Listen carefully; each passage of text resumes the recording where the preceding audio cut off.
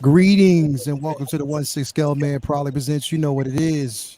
Come on, man. It's comic book talk with friends. So y'all know why y'all here. I don't know why I was turned this way, but I'm turned the right way. Y'all know why y'all here. Everybody's out there. Basically, I'm so glad to have you guys here with us this evening. It's going to be an incredible show. Uh, can y'all, is everybody out there? Y'all good? Can y'all see us right now? If y'all out there watching us right now, say, yeah, we see y'all. Let us know. If you can see us, let us know. Are y'all in the chat? Can y'all see us? Let us know if you can see us right now. Everybody out there in the building, if y'all out there, let us know that you can see us. I don't know if they can. Can they see us? Are we I see live? you. Yeah, I see you. Are they live? Let me bring Jedi Pimp in here as well. All of us Good, in here. bro. Yo, you're good. Yeah, What's you're up, good. fellas? Okay, cool. So glad to have everybody here with us. It's crazy because for some reason I can't see it on my screen. Like it still says there's nobody here watching, Oh, but okay. there's people out there in the chat and they can see us. So yeah, here we go. Thank you guys for basically being here tonight with us. It's going to be an incredible show. I don't know what's going on up here, but it is what it is. Anyway, greetings, everybody. We are back for another episode of Comic Book Talk with Friends. One of our own is missing right now. He got some things he got to take care of, but you know he'll get back in motion. So again, Big thank you B. guys for being here. It's going to be a great show. I got my brothers here with me. It's going to be on point. V, what's going on with you today, bro? It feels so good to be back. Yeah, we had a little hiatus last week. Got some stuff done. I've been working on a bunch of art projects. I'm piling some stuff up and should have a bunch of stuff coming out over the next couple months. Back to work with my main business, so that's been taking up a lot of time. And other than that, just been just catching up on shows here and there where I can. I'm all caught up on Snowfall and beat Hogwarts Legacy. So like now my free time is my free time again, just in time to be busy with work. So that's the way it goes. That's the way it goes. I'll take it. Other than that, chilling, man. Just busy news cycle the past couple of weeks, so lots to dig into. Yeah, definitely. We told ourselves like we're gonna play Hogwarts Legacy when we get back because like I Okay, said, everything that we've been doing has been so focused on this trip. I imagine. So Yeah. getting that out the way, You man. leave. You leave this week, right? Nah, next Tuesday. Next Tuesday I leave. Next Tuesday. So yeah, next Tuesday. So I'm definitely hype about that. But yeah, I definitely can't wait, brother. So you already know how it is. But V, thank you for being here. No doubt. Jedi Pimp, what's going on with you, bro? Man, I just made it to the show, man. I was so backed up at work. I brought my computer home. I just finished it when I get off, man. I got to catch Oh, up where on you got some some work. work But stuff going on? yeah, man, it's just backed up. But I'll be Yeah. good. I'll get it done tonight. I But know one thing. yeah. That fade is on point, though, bro. Like, what's going on with the fade? Like, the fade is my on point. barber is from NYC. Shout out to Kenny. That's the Yo, only boy I let cut my hair down here, dog. yo, the fade is on point, like straight Yeah, up, like that it's boy's a razor beast. sharp. He's an Yeah, artiste, bro. He's an artiste. He's an yeah, artiste. yeah, definitely, But bro. You can man, tell. just bro, catching up on the show. I'm loving the Mandalorian. I hated the Pershing show. It was okay, Mm-hmm. but the Mandalorian is I don't know. Like people saying it's not that good this year. I don't understand. I love it. I love it, bro. Caught I up think it's on super me dope. too, bro. Me too. Caught up Yeah. on Bad Batch. Mm-hmm. We had a little break. We had spring break this week, so I got to get away with the kids for a little while. I finished up my shelf, finally sealed it up. It's all sealed up and stuff. That thing is nice, man. And that's it, bro. I'm just trying to relax. Caught up on some movies. I still haven't seen John Wick. I got to get to see John Wick. I'm probably gonna go. Yeah, Hopefully that's what I Friday, was just man. telling V. I Yeah. was supposed to I go haven't see been it able to last go, bro. Friday. I didn't get a Yeah, chance me to go see too. it yet either, man. Me Yeah. too. Me I too, seen it man. twice, y'all. I seen it Thursday, and then my girl couldn't go Mm-hmm. Thursday, so we went on Sunday, and Okay. it was even better the second time because you know how when you watch it the second time and you can relax You because missed you're some not worried stuff. about Mm-hmm. you're not worried about what's Mm-hmm. gonna happen. Like you already know, so you can just Yeah, enjoy it. And John Wick flicks is all about the action, so you get to just enjoy dude, the I action so cannot much wait. more. It's just it's like 2+ hours of just nonstop action, bro. It's just insane. Oh my Shout out god, Yeah. to bro. like everybody in action choreography department with those films. Yeah, man. It's such a love letter to just action, just straight up. Dude. It's like it makes no apologies. That's what it's there for, just to be badass and action packed. And I miss those type of flicks, man. Bruh. It's one of my favorite franchises of all time. I've loved it since the first one. Yeah, this cat did 90% of the stunts. He did it. Yep, you got to shout Keanu Reeves out, goats, bro. man. 90%. Yeah, and my boy Donnie Yen in it too. See, man, I cannot wait to see this movie, bro. Some people like they were raving about it, but they said that even though those two were in it and they were dope, that they said that a lot of people were raving about the chick. They said that she was dope as hell. She got busy. Yeah, they actually. I would have been happy with. I would have been happy with more of her in it. She got busy. Yeah. They said she got real busy, so I can't wait to see it, man. And considering the simple fact that she's a musician, she's an artist, bro. She's a pop singer. So that's crazy. My sister, you breaking up. You sound like Max Headroom. Max Headroom. Then I messed up. You Max Headrooming right now. I gotta go see. You Max Fade Room right now, bro. Yeah, you Max Fade Room. Like you was like really breaking up, bro. Go turn off your modem and turn it back on. He is definitely Max Headrooming right now. Yeah, he'll be back in just a second, everybody. So expect to see the Jedi Pimp here in just a few. But yes, we got a lot basically to talk about. But yeah, man, let me address the chat and see what we got going on in here. It's funny, man, because I don't see like there's people there. Yeah. But when I look at the live, it says 0. But there's I see him. Yeah, I see him too. I see him on the chat. Anyway, we got Thomas Brown in the building. Thank you for being here, my bro. We got Toe Bars in the building. Uncle Keith is in the building. Thank you for being here. We got to get you back on the live, Keith. You've been vacant for a while, man. We got to get you back on the live, man. We got Skillmonger in the building. Thank you for being here. We got Aaron Collects is in the building. Dale A is here. Who else we got? Mitchell Lawrence is in the building. Oh, Skywalker. Who we got? Amber May. What's going on, Amber? Thank you for being here as always. Who else we got? Benjamin E. Green is in the building. My man Ben E. Green, a Hawk, is in the building. 2 years in the bucket. 2 tears in the bucket. F it. You already know. I was waiting for it. Being here. You got Scaled Down Shenanigans in the building. Renz Talentino, the great Renz Talentino. Thank you for being here, bro. Who else we got? We got let me see here. Who else is Elf Skywalker Renz? We got a couple people that are actually filtering in here.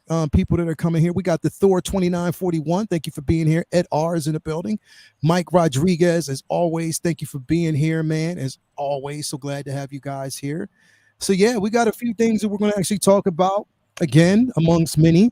But first, you always know we do an artist drop every week where we talk about an artist, a featured artist, one that again deserves that conversation. And this one that I chose to talk about today, I mean, pretty much, if you don't know him, I mean, it is what it is.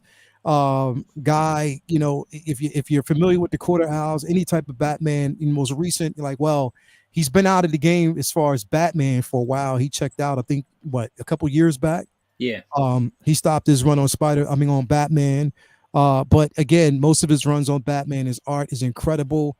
So definitely wanted to give him a highlight. If you don't know, you will know now. That is the great Greg Capullo. If you're not familiar with a lot of his arts, most Batman runs that you've actually seen, this man has had his hands on it, basically written by Scott Snyder. Most of the stuff that he's done with Scott Snyder has been incredible. So there's a few pieces, like, again, the duo has always been on point, but his artistry has always been impeccable. Most of his Batman runs, of course, you have to be familiar with this run.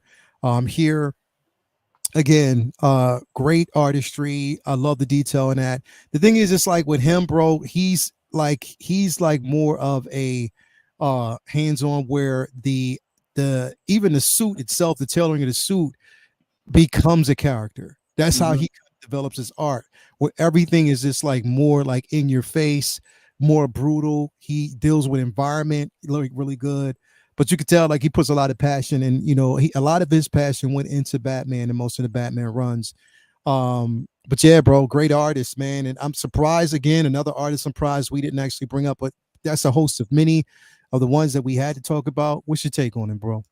To me, the person who I think of first when I think of Capullo is Spawn.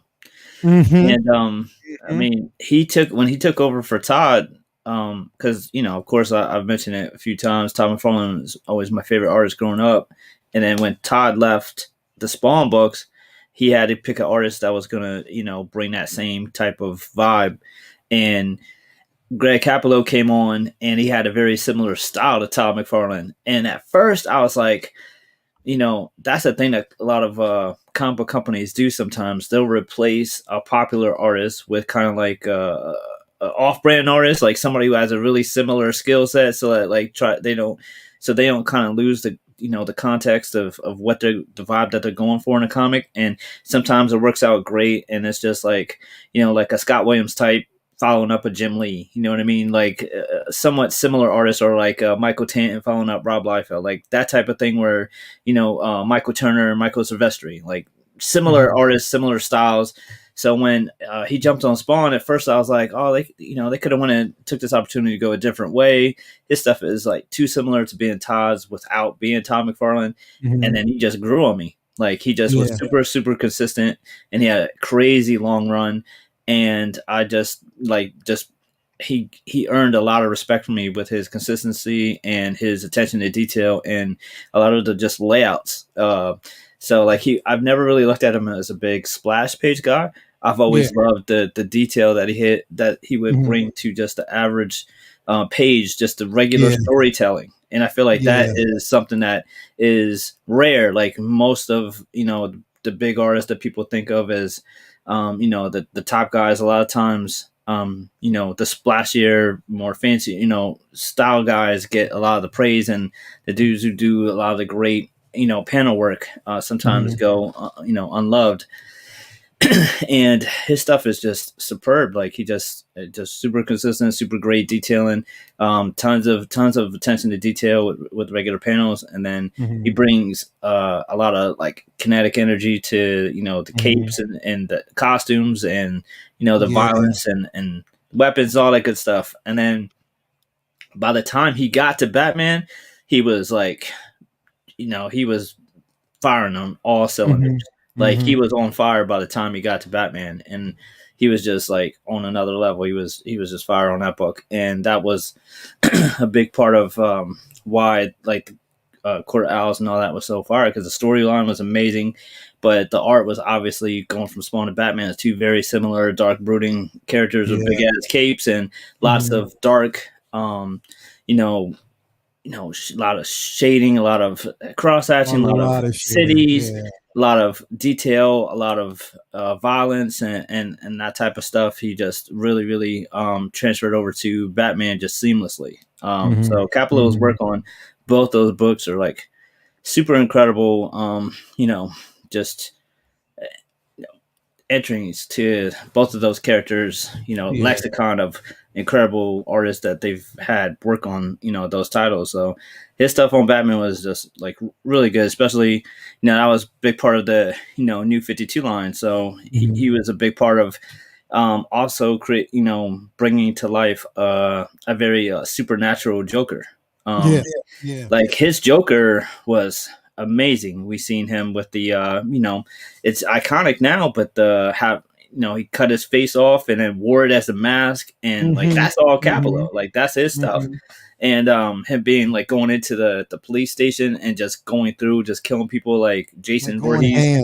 It was crazy, bro. It was like, wow, this is insane. I don't think Snyder really brings that to life this the same way without such a great macabre type horror artist like Capullo to pull that off.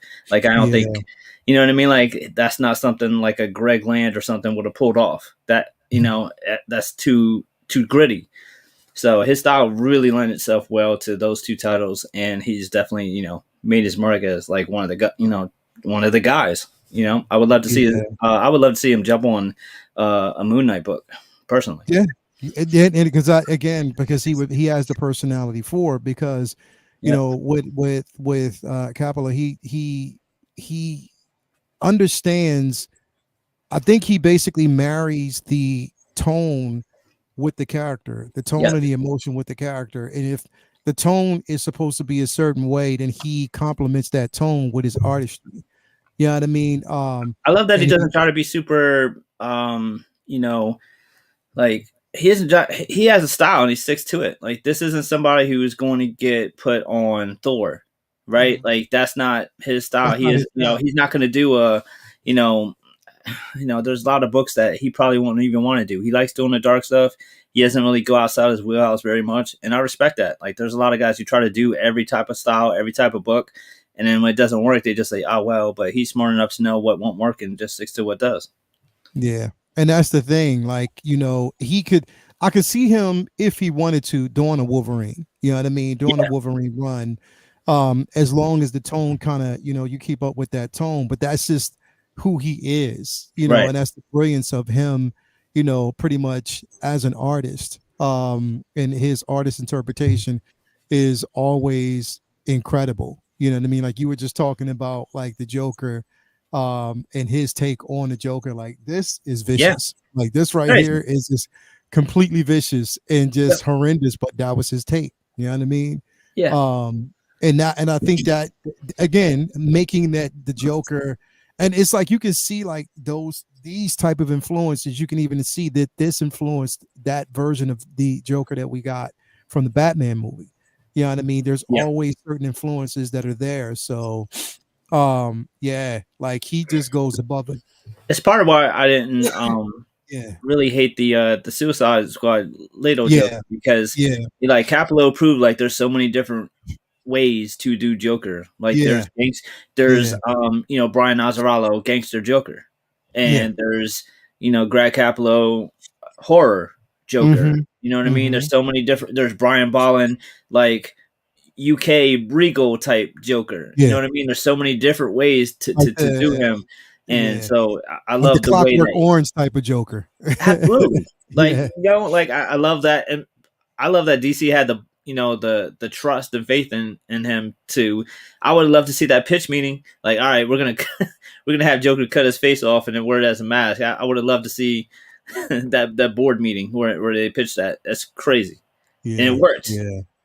It definitely does work. There's a science behind it. And the thing is, again, I love artists who really climb into that psyche, like they become a part of it. And he's just that person. Right. But the thing about him, the most impressive is he knows when time's up, when it's time to Yeah. move on to something else. He doesn't just milk it just for the simple fact that he knows that he wants to spread his wings. He wants to go to different places, take on different IPs, and that's the brilliance of it.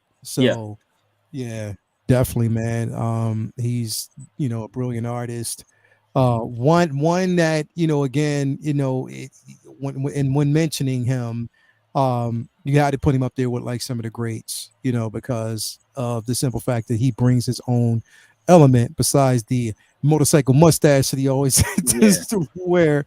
Still, iconic art, and even basically on his the current what is it, the current I think it's Justice League Metal that he's been a part of.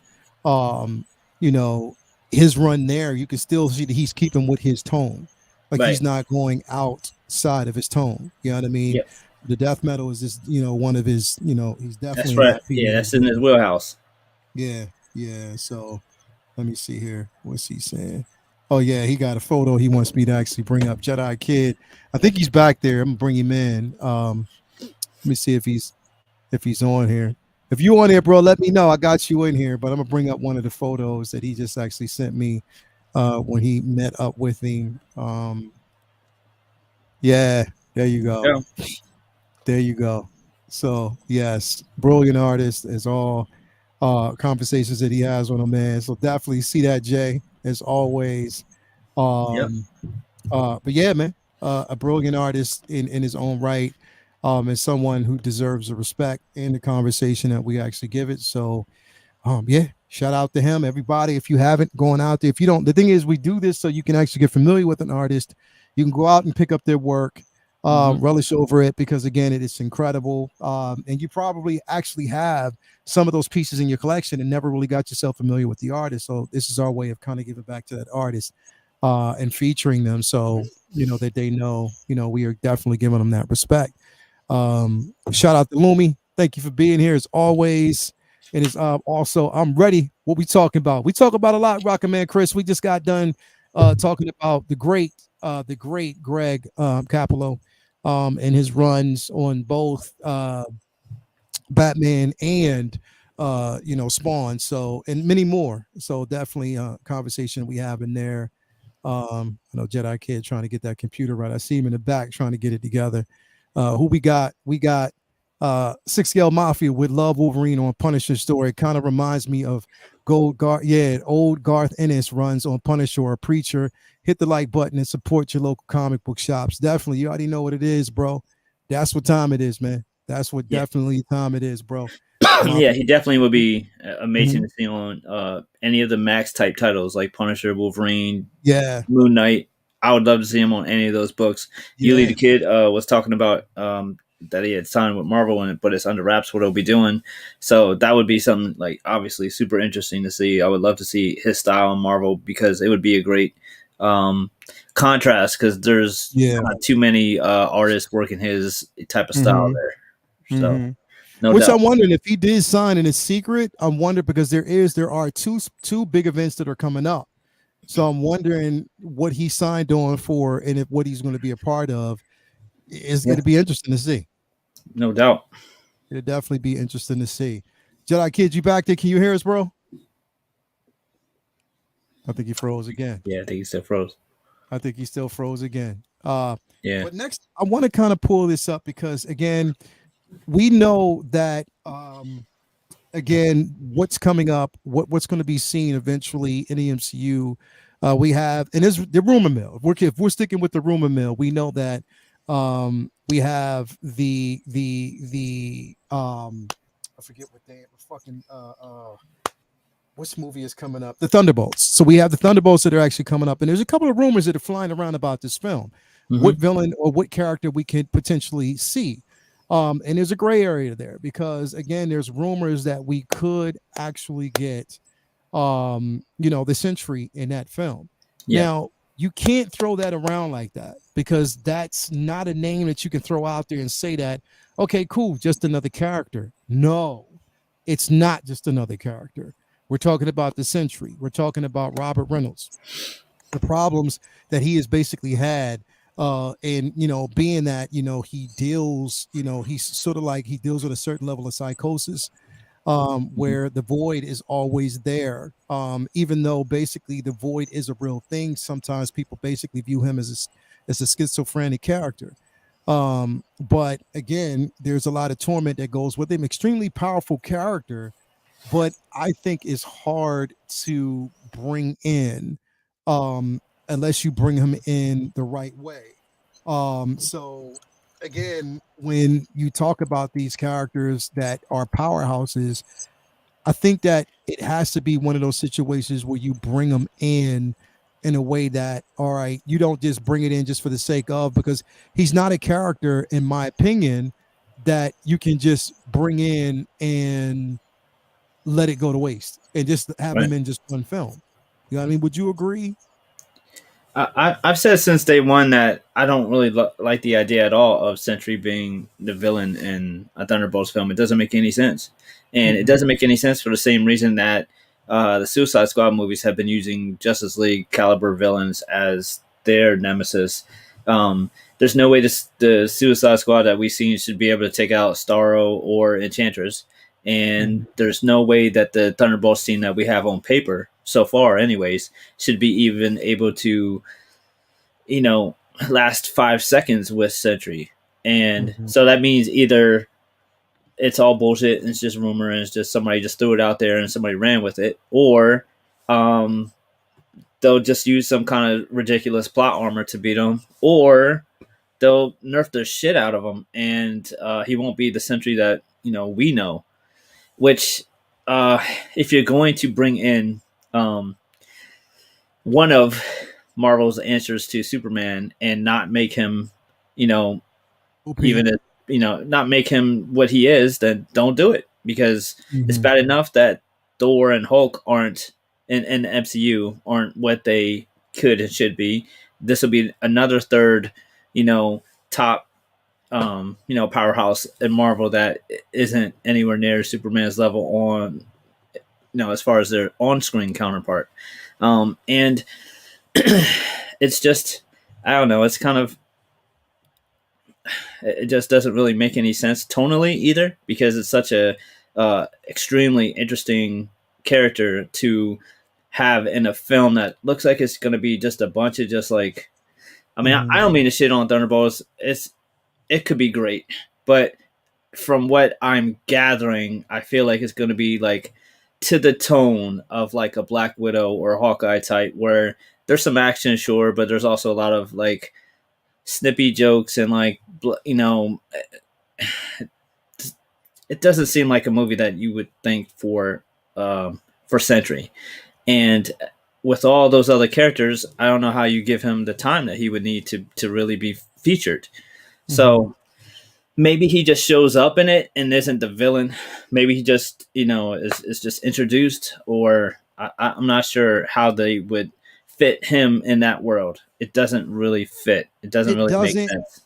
And the reason why, and people probably wondering why I'm bringing him up, especially in the Siege, there was a display of power of this character in the Siege that was unlike anything. When you basically unleash a god-like level character like him on Asgard, and watch him just demolish it like it's not, like it ain't shit. You know what I mean? He ripped the God of War Ares in half. In half, bro. Like ripped him literally. So when they have, half. like when they have Red Guardian or what's Black Widow's sister's name? I'm drawing a blank. Elena. Yeah, when they have Elena like throw shoot him or something, we're just gonna be rolling our eyes. You know what I mean? Like, that's not the type. There's so many great villains that they could put that are on that level. You know what I mean? There's so many mid-tier powerhouses that they could have to go up against that would make more sense. Sentry is supposed to be their answer to Superman, and you're supposed to need a team of other Justice League level heroes to be like, you would need the Justice League itself to even have a chance against Superman. I mean, Sentry being somebody who would be a villain in an Avengers film would make sense. Not in here's a ragtag group of agents. Just it kind of is. It's one of those things where it's like, it's so common sense that I don't want to really put too much worry about it, because I'm sure they know that it would be silly. So maybe they have some kind of idea that we don't know yet. You know what I mean? So I'm not sure. I just hope that it's a rumor that is just got blown out of proportion somehow. Now you put an Ultimates team together, that's a different story. You put make a movie with Blue Marvel and Captain Marvel and Black Panther and you know what I mean? Get all them together, maybe. But Sentry as a villain for the Thunderbolts, it doesn't make sense. Make sense. Okay, because there was also a rumor of King Hyperion make an appearance. The thing is, for the unless the Thunderbolts is a preview to what's to come with the character, you know what I mean? That's the only way that I can think that it would make sense, because there's no one person, under Thunderbolt's team, not even on the level of a Red Hawk that can go toe to toe with, even Thunderbolt Ross as the Red Hawk cannot go to toe to toe with Sentry. There's only one person, that's been able to go toe to toe with him at a standstill, and that was Adam Brashear. You know what I mean? And even with that, it was just, a level of respect. But there's no, and who knows when we'll get an Adam Brashear in the MCU. But for the Yeah, Sentry as it's this character. It's like you can't. It's an unfair advantage to basically make him a villain or a character that would go up against a team that's not equipped. It doesn't make sense because that's over. yeah. I mean, the only way that that's happening is if you have like maybe something that's similar to like an X-Men type team where you have a psychic who could use the void against him. Yeah. But you don't have anyone like that. You have aside from the well, I guess U.S. Agent still has his super serum, but aside from that, you have Bucky, and so you have 3 super soldier, and the rest are just high, peak level human going up against a god. A god, like What? definitely a god. So I don't know. I just I don't know. This isn't some kind of like a unique take on it. It's common sense. Yeah, it's that, and it's the thing is, it's like I'm really trying to understand and really, again, it's to get into okay. If first off, if you've read the story, an interesting story of Robert Reynolds, if you've actually had a chance to really read, the first entry, that the book was incredible. The Sentry, the book itself was incredible. You have a It was fallen genius. hero. It was a genius idea. It was Because for those that don't know, they pretended for years, for months, I believe, Marvel pretended that there was a Stan Lee created character that just never got published during the era in which he and Kirby and Ditko and everybody was just creating the Marvel Universe back in the 60s. And during the time of Fantastic Four and X-Men and Hulk and all those, there was a character that Stan created that just, never made it to the books. And it's going to be released later this year or whatever. And it got built up and built up and built up. And then when they finally dropped the bomb, it was all just like a big giant, marketing ploy. It was really a Paul Jenkins character, but it was kind of like in wrestling they would call it a work shoot. It was just like playing with the audience's emotions a little bit just to build up the which was amazing because usually new characters debut, there's no fanfare or build up to it. They just like throw them in a book and then see what it if it does well or not. But this was a character that they used a lot of marketing to build up and lead into. And that's not usually how big characters get created. Big characters usually are just thrown out there, and then sometimes it'll just one of them will just catch fire and everybody will like it. And they were like, yeah, we meant to do that. This was somebody that they push like, here's the next big, character. And it for, the most part it worked. And then he was kind of too OP. So they kind of had to like take him out of the books because it was hard to write for. Just like Superman is hard to write for. You got to be really creative to have somebody who basically can't be beat except by one piece of rock and nothing else can beat him. It's really tough to come up with different stories every month to explain how he wouldn't just ever break a sweat. So that was kind of what they had to deal with Sentry. And I'm sure that's what some people are thinking here. They'll come up with a way to outthink him or make him, talk him down because he's emotionally unstable and use the psychosis part of Sentry's character to win against him. But there isn't anyone who's smart on these teams either. Like Taskmaster is not going to like outsmart Sentry, and either is like Bucky isn't a cerebral type to make you. There's no Batman on this team to trick Sentry into standing down. So I'm not sure where they're going with it. The thing is it's a level of understanding the character. That's the biggest thing. Got a $9 real quick, $9 super chat by Rock'emon Chris. Sentry can work in this movie with the roster Sentry can work in the movie with the roster they have as long as they do it like IW. Movies ends with Sentry winning. Infinity War. They could do something like that, but my problem is, what would the sense make? What sense would that make? What if you don't have a character that, where would they go with that story? Are you building up this particular character to potentially be a threat? Because he is a big enough threat, but how do you basically marry that character to what's going on in the MCU now? Because right now we're in a state of there's zero direction to say that, okay, we can take this character and fit him in with where we're going. Not if you're basically going the route of a Kang dynasty. Not if you're going the route of a secret wars. You know what I mean? How are you going to fit this character? It can't just be a throwaway character. This can't just be like a win-win type of or a win-lose situation.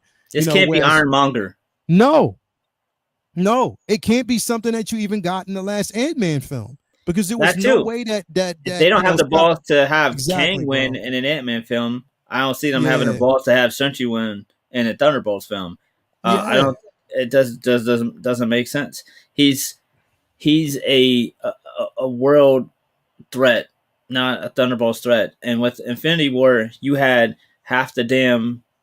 you had virtually every character that they had spent 10 years building up not be able to beat this dude, and then you had them all come back and take everything that they had, throw it at him. I don't see, with all the Kang stuff that they're building towards, I don't see them also throwing in a follow-up film where they have to get everybody who's still alive, I guess, and the MCU to go fight Sentry, when the world focus is on Kang, not Sentry. Like, Sentry isn't the big Phase 5 guy, it's Kang. And honestly, Sentry's not supposed to be a Thanos or a Kang. He's supposed to be a hero that you can't control, like the Hulk. Yeah. So that's tough in and of itself. Yeah, it is. I don't know. I feel like Sentry definitely is the type that you give him, give him his own film to spend the time doing. It's kind of like Sentry is too big right now to fight literally anyone that still exists in the MCU. There's not anyone who could beat him one-on-one, because Hulk and Thor have been turned into clowns. So there's no one in the MCU right now who could beat him. So the smartest thing they could do with him is do something like a Moon Knight show, where the show doesn't really have anything to do with the villain as much as an introspective look on the character itself. Like, do a character study Sentry show on Disney Plus at this point makes more sense than a Thunderbolts villain. Mm-hmm. And where they can actually take the character again, it's making that character make sense in the scheme of everything. It has to make sense. The character has to make sense. It can't be something that you just basically throw in with the expectation of people following that character and understanding the choices that you've made. You can't do that. You know what I mean? This character is extremely important, extremely powerful. No, you leave the kid. Captain Marvel is not on that level, bro. She's not, especially the way they've done it. Captain Marvel is not on the level of a Sentry. The Sentry is OP, like literally OP. You know what I mean? So Superman level. Like literally Superman level. I mean, if you're looking at his power, we're talking about OP strength. He can warp reality. He's a telepath. Like everything, this guy he's extremely a powerhouse of a character. You know what I mean? Who himself created literally himself creating something where the world can forget who he is, because that's how dangerous he is. You know what I mean? It's insane. You know what I mean? It is. Anytime you have a character who the Hulk is afraid of, you know what I mean? Like, it's crazy. It's insane. So again, like, this character is OP. So that's why it's going to be interesting to see how they bring him in. Also, I feel like he's too weird for MCU. I don't see. It'd be really hard to see them properly handling the Void. Yeah, because the Void is a major thing, bro. I don't know that they. I don't know that's very nuanced and difficult to pull off. And sometimes stuff works in the comic books a lot easier than it would work on the film, and they would really have to dig in and be very. They would have to be very deliberate and creative on how to transfer that into what the MCU is now, with as much silliness and goofiness that the MCU is now. To have a character like Sentry in the Void is super dark, it's super macabre, it's super weird, and it's super powerful. So it'd be really tough to like take all those elements and put them in a film that's going to be another like goofy film. Like Thunderbolts is going to be a goofy fucking film. I mean, I'm guessing, I'm assuming. I just don't know how he fits on any level. Yeah, I don't know, man. Like it's just the weirdest part. Yeah. And what you're trying to do, it's almost like somebody just who sense. doesn't really know anything was like, hey, that guy looks cool. Why don't we use him? And doesn't know who he is. Mm-hmm. Yeah. Well, I don't want to break away from this too much. And Jedi Kid, I'm glad your computer's working. And I know you're going to want to talk about the next title. The next topic here, because that's going to take a majority of it. But before we get there, I want to talk about some news that broke today that I was extremely excited about. And that is the news that Liv Tyler is coming back to the MCU, and she is going to be in Captain America 4 as Betty Ross. Wow. Like literally, what did they do to convince her to come back, bro? And if we're bringing her back as Betty Ross, are they saying that Bruce is going to be now again? And consider the simple fact that we're going to have Thunderbolt Ross in, and consider the simple fact that we're going to have the leader. Could we potentially see the Red Hulk? What you think, bro? The Red She-Hulk.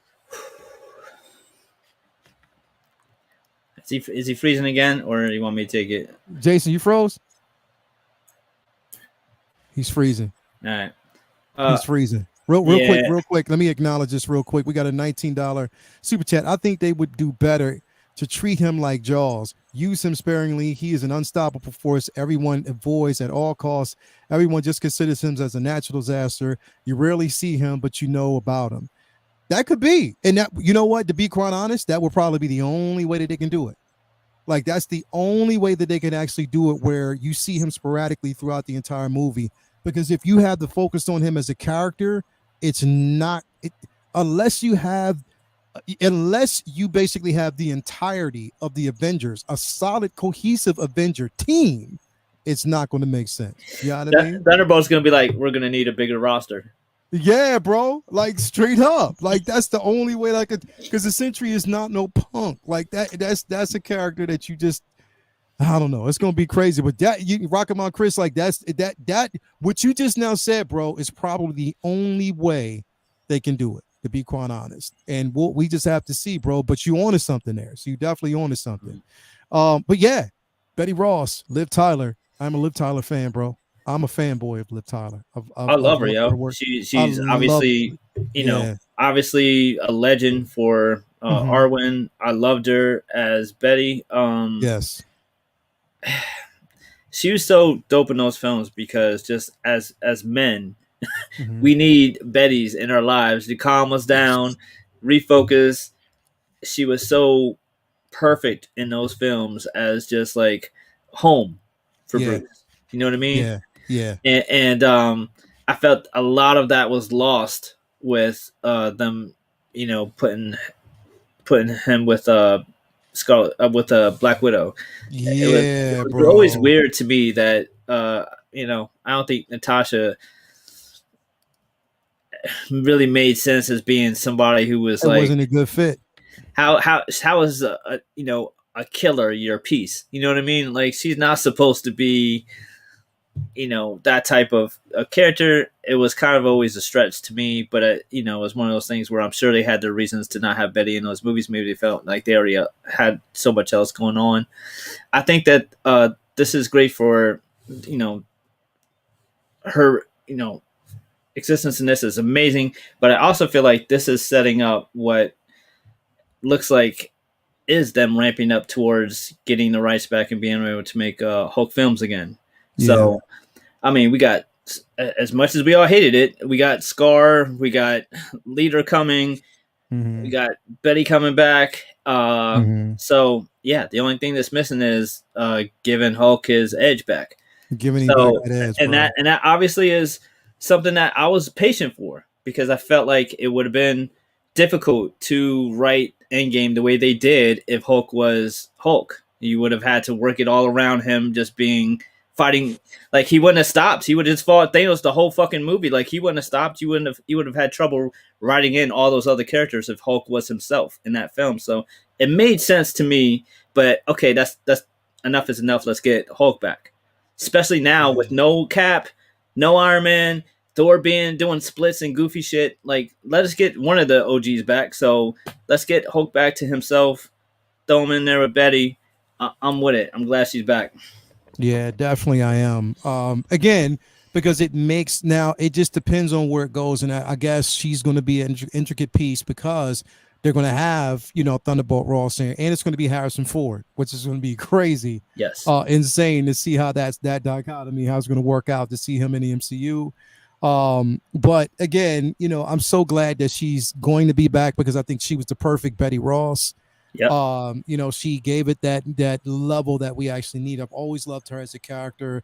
I mean, as an actress in general.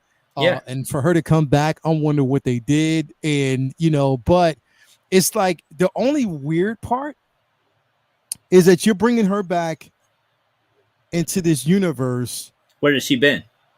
Where has she been? Where has she been? Number one, that's what they got to figure out. Yo, where the hell has she been? Like, where has she been? Where has, number one, it's like and on top of that, are they going to slightly address the situation of Ed Norton not being in this film or being around? Maybe they'll make it where like Bruce is just now meeting her. Possibly, right? I mean, they could do it that way, just make it like they're just now meeting in this film.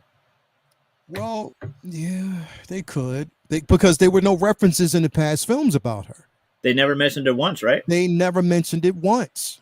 They never mentioned any type of with that version of the in the MCU. It was never mentioned of a Betty Ross at all. Not even Thunderbolt having a daughter wasn't even mentioned at all. You know what I mean? So now we're going to actually get that iteration, but it's how they're going to tell it. Yeah, Peyton, multiverse. That's the only thing I can actually think of. Is the multiverse, if they decided to go that route, that's what would probably make the most sense. But yeah, that it's like, how else do you tell the story? You know what I mean? At that point. Yeah. The only thing else I could think of is they just bring her in as if she's a new character who's who's just now being introduced as General's daughter, just now being introduced as a new love interest for Mark Ruffalo. And just acting like it's all brand new in much the same light as we're going to be seeing Daredevil with most of the same actors, but also some different actors. And they're not going to make a big deal that this is a multiverse Daredevil. They're just going to just bring him in, and you just got to just kind of let it slide that they were that character in a different continuity. Yeah. Totally different continuity. Like, you just have to kind of let it slide and just gotta let it go. Yep. Yeah, because they're betting on the simple fact that a lot of people haven't really followed the different iteration, Universal's version of the Hulk. A lot of people don't know. A lot of people think that is like pre-MCU. A lot of people consider that Iron Man is the first, and then Thor and Cap, and they don't really count. That Incredible Hulk, they don't really count that. A lot of people don't consider that as part of the, Marvel Studios run. And in a way, I kind of get why, because of the, all the differences. Like, obviously, there being a different, actor playing Hulk. So it kind of makes that an easy, like an easier transition, to kind of get beyond, because, again, there was I like it. I don't want them to have to feel like they can't do something like that because it'd be too confusing. She's perfect as Betty. Bring her in. Let's roll with it. I'm cool with it. Let's rock with it. That's definitely just rock with it. It doesn't have to be too confusing, and you don't have to. You don't really necessarily have to tell a backstory, bro. Yeah, you don't. There's no. You don't have to go back and kind of marry those two things together, because, again, if you're trying to tell this particular story, if you want to tell your own self-contained story with a different version of Betty Ross, even though it's going to be the same Betty Ross and the leader in this. But you don't have to get into it. Like, you really, really don't. Like, I mean, we're dealing with the multiverse as is. How they're going to actually bring that in. But here's the thing, bro. And I was thinking about this the other day. They're going to have to. Okay, do you think the multiverse, aspect of it, this whole multiverse narrative, do you think it's working for the MCU right now? In your honest opinion. I think that they have been I think they've been overly cautious on how to go forward because they're afraid of going to that well too many times, which is smart. I mean, like we all left Multiverse of Madness expecting a lot more multiverse of madness, and we didn't really get a lot of it. We got a lot of it focused on the characters in the film when it could have really went nuts with it. So I feel like that, that hesitation, that control gives them leeway to say, we can go back to that well when we want instead of just like diving in and playing it out. And I feel like they've made a calculated decision to not play it out, especially with, the Kang shit coming up, because I feel like the multiverse, Loki opened up the doors with the multiverse, and that instead of just like going full fledged, doing all the crazy shit that they can with that, they're going to just use it here and there sparingly. And if they do, that's really smart. So I feel like the jury's out on it, because I don't know if I could say if they've utilized the multiverse well when they haven't really utilized it at much yet, other than for Doctor Strange. Yeah. Because because what they're going to utilize it for is really kind of saving it up for all the Kang shit coming up. Yeah. But it's one of those things where in the comics they used it too much and then they shut it down after they got done playing with it and just like put it away because it was just like, all right, it's too much. And I feel like I don't want them to get to that point in the films where they have to shut it down because it's too confusing and you got too many different Captain Americas running around, too many different Spider-Man. Like, I don't want them to go through that. I want them to use it when they really have to. Like, I know it's beating a dead horse, but like a situation like T'Challa would have been perfect for it. If Downey Jr. is really not coming back, like replacing an Iron Man, like here and there, once every few years for like to replace a major character like that, if they really want to, that gets them out of, minimizing a character death, but it also feeds a story because, there's going to be stories in the future where they want Steve Rogers. There's going to be stories in the future where they're going to want Tony Stark. And if they bring back Robert Downey Jr., I feel like that minimizes what happened in Endgame. But if they bring back a multiverse version, it's like, that's a mulligan. That's something different. That's fine. I feel like that's an out. So I feel like that there's so much potential that no, they haven't really utilized the multiverse very well yet. But I think that they are smart enough to realize that there's a lot of opportunities out there for them to really like play with it properly. And I think one of the biggest things that they're going to have to realize is that keeping these films, in my opinion, making it a multiversal situation, but keeping these films self-contained, it didn't work as well. It didn't because there was no cohesiveness. You couldn't tie it into another film. We didn't see other characters making appearances in other films. The only thing that you saw with that was really, with No Way Home. We saw it there. We saw a fraction of that in, the Multiverse of Madness, with Strange and Wanda and, what we got from the Illuminati. But everything else is like, okay, but there were no references. There were no references, to what was going on. Because when people are basically thinking about it, it's like, again, you have Wanda who, from people who haven't seen WandaVision, but I think that a lot of people have, they're looking at it as like, Wanda's all of a sudden an evil. She's a villain, and no one else knows about it. Yeah. No one else basically knows that this is taking place. This is something that only Stephen Strange can deal with because he happens to be part and serve that narrative. When you have other individuals who could deal and help deal with that situation, but you didn't bring them in, it was an opportunity to do so that was never done.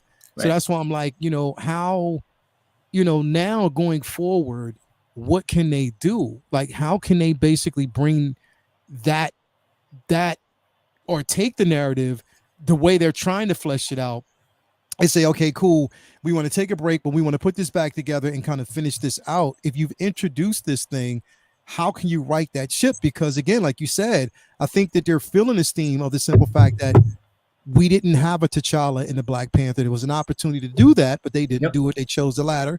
Okay, Don't cry over spilled milk. We know that, what has to be done going forward. But it could have, could bode well. Multiverse of Madness wasn't received as well as it could have been. No Way Home was good. It was dope. But there's still opportunities that they could have, ran with even there. Right. That they chose not to. You know what I mean? So many other characters that they could have actually brought in that they didn't. So how much of that again, you think has to do with Chapek and Iger, and maybe now having Iger back gives. See, I don't know how much that really affects it, but for all we know, there was decisions that he made that tied Feige's hands. I don't know how much of the pandemic was the reason for it. I don't know how much of it was them getting tripped up with refocusing and shifting gears to worried about the Fox acquisition, but they definitely lost their blueprint. Their formula of tying films together is, I believe, part of what made them so successful, is because every film you felt like, I have to see this next film or else I'm gonna be lost. And then you got Black Widow, which you didn't need to see to know what was going on. It was self-contained. And then Eternals was self-contained. And then Shang-Chi was, for the most part, self-contained. And, then again and again and again. So you had virtually an entire phase 4 where you weren't missing out if you missed anything. And I feel like it lost that kind of sense of urgency. And I'm of the opinion that here and there, in a standalone self-contained film is a good thing. Like, there's obviously, films that, the first Black Panther film was practically self-contained, and we all know how great that was, and it made sense within itself, and that's fine. Mm-hmm. But I feel like if you do an entire phase where they're all self-contained, you lose that kind of cohesion that is exciting, especially when these are so many new characters in this phase, and currently, like, you don't have your Cap, you don't have Iron Man. Thor is doing whatever the fuck Thor is doing. Hulk is doing whatever he's doing, and you bring in all these characters, and then you don't bond them together in the same way that you went out of your way to bond Thor, Cap, and Tony together. So it leads to kind of a sloppy phase where even if there's a big plan, you can't expect people to just sit on their hands for 3 years and not care that they, because the Infinity Saga is so, deliberate, and a lot of people were like, this is tying together in maybe a different way than we expect, but it's tying together, and every Marvel fan knows where you're going when you're fucking with the Infinity Stone. So it's like, okay, they're doing, all right, this film is working on ether, this film is working on power, this one, Strange is working on the time stone. Like, you get where it's going, you might know exactly how they're going to get there, but like, all right, you feel confident. But phase 4, you had no idea what they were even trying to do, and they switched it up, kind of like it's kind of like if you wanted to do a totally different thing. I don't know, maybe there should have been like more transparency. Maybe like Gunn talks to the fans too much. Sometimes Feige doesn't talk to the fans enough, because he could have been like, look, we could try some different shit with phase 4. We're going to work on some self-contained solo projects, and we're going to like spread out the world building in Marvel Universe, and then we're going to get to a big bad later on in phase 5 and just hang in there with us. And that didn't happen. So a lot of people were expecting the multiverse to tie in stuff together the same way Infinity Saga did, and that didn't happen. So it's really clear why people are frustrated and not really sure if the magic is gone. But make good movies fixes everything. Winning fixes everything.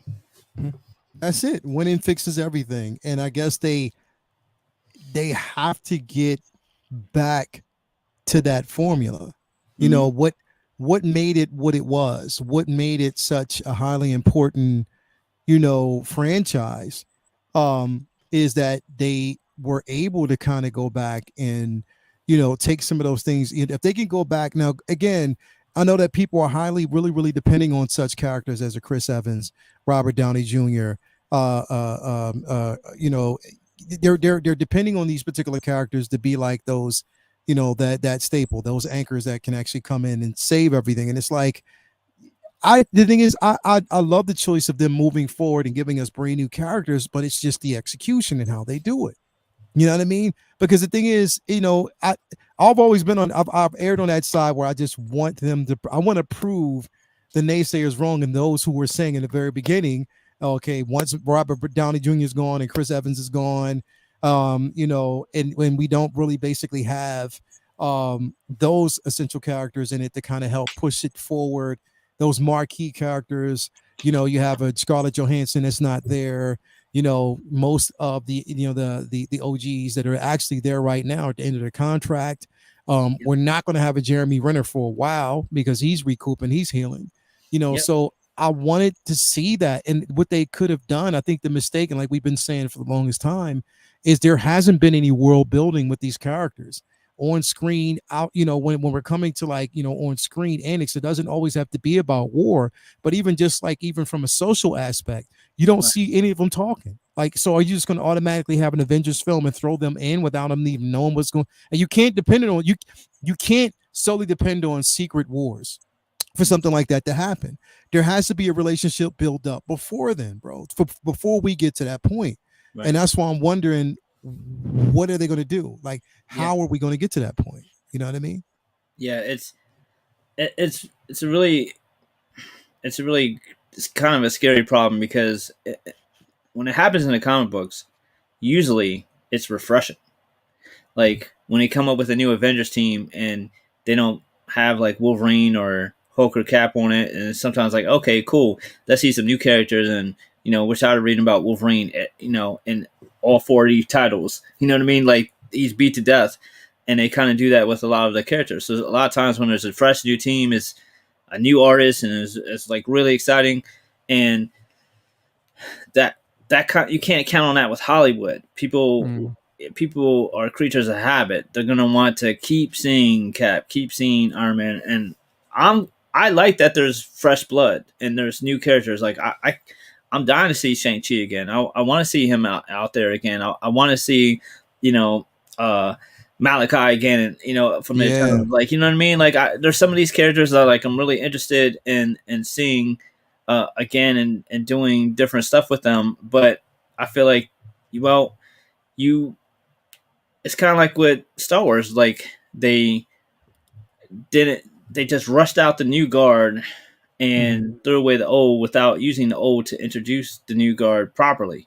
And there's usually more of a balance that could have been struck, but it's kind of like all the old guys kind of went away at the same time, and now you have a whole bunch of, you know, new blood, and it's working on TV, but film is a much different story because it's totally different. It's totally different. A lot you can get away with so much more on television. Like, you know, like I loved WandaVision. I think it's one of the greatest comic book things that we've ever gotten.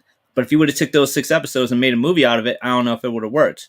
You know what I mean? Stuff works differently on television. So they're introducing a lot of these characters, and you're right, they're not really tying a lot of them together. If they have Avengers Kang Dynasty, and then for some reason, Sam Wilson and Moon Knight and and Yelena, and you know what I mean? Like, they're just all out there fighting Kang for some reason. It's going to be like, what? Yeah, like where did this come from? Like, where was the whole cohesion there? Like, where can we go? You know what I mean? We got Thomas Brown saying none of the Avengers associated with each other in Phase 1 until the Avengers. I really believe that the Thunderbolts movie will show the world of the MCU why the Avengers are necessary. And hopefully, yes, I'm absolutely, hoping. And that is true. But the point is that they could get away with that because each of those characters were so iconic that putting them together was like putting together a super team. So seeing them interact and have to work together the first time was one of the reasons why they didn't just instantly like kick ass. Like, they had beef and they were like butting heads against each other. So that makes it interesting because you have all these, like, you have Cap and Hulk and Hulk, like, you have all these powerhouses, and you put them together on this team, and yeah, they didn't have that chemistry. But when you do that with, no offense, like lesser tier characters, Yeah. then that's a different story. Like, are people going to be as excited to see, Moon Knight and Miss Marvel having to get along on a helicarrier the same way they were with Cap and Iron Man? I don't think so. Mm-hmm. Yeah, I could be wrong. Hopefully, I am. It's and that's the thing, is it's the world building with these characters, where you place them in a space where at least we can take them on a journey, because right now it's like you have Strange, on his own thing right now, trying to, deal with the incursions. You have, we don't know where Spider-Man's narrative is going to carry, even though we know that there's a contract that's in the works. From what we know, we don't know where that's going to actually align itself. We're talking about, and at this point, honestly, bro, and I'm just being completely, transparent and honest as I possibly can be, the way the MCU is right now, I don't want them to rush a Fantastic Four. I don't want them to bring that in right now. Not right now. I'm very scared of Fantastic Four. Like, Yeah. I've spent the past 10 years dying for this company to do Fantastic Four, because I was, so like sure that it'd be so much better than what the Fox has done with it. But at this point, I have to admit, I'm at least a little bit nervous of what the current MCU's version of the Fantastic Four would be, because Fantastic Four fans have suffered enough. We deserve Fantastic Four from the pages brought on the screen. Don't get cute. Don't put your spin on it. Don't get clever. Just give us the source material, Fantastic Four. Like, get cute with it later after they're established and they've done a few movies. Exactly. Then do fun. Then do quirky stuff or switch up characters or whatever the fuck you want to do. But give us Fantastic Four like that. We want, that everybody's been dying to see. Like, don't, like, the last movie was just all like studios just trying to do new and interesting spins on a Fantastic Four, which is kind of like, what they did in Ultimates. But Ultimates was exactly for people who were kind of worn out of 60 years of the same version. Let people get 6 years before you change this up. You know what I mean? Like, that's what a lot of movie studios do to piss me off. Like, they'll take a new idea in the comics and then bring that to the screen before you brought the old shit that was popular. Like, you put the new shit on, like, I mean, it worked and a lot of people love it, but like, Zack Snyder's Superman was New 52 Superman, and he was only that dark and broody because they wanted to switch it up because he was Boy Scout for 80 years. That's not what you should start with necessarily. But like, for Fantastic Four, don't get cute and do like the ultimate version of Fantastic Four, the shit that they put in the comics to like be different. Do the OG version first. Millions of people have never really seen the OG version. That's what Charlie the Unicorn. Give us like the 1965 version. Start with that narrative. Yes. You know what I mean? And really shape the family. People have to really fall because the thing is, you have to fall in love with the unit.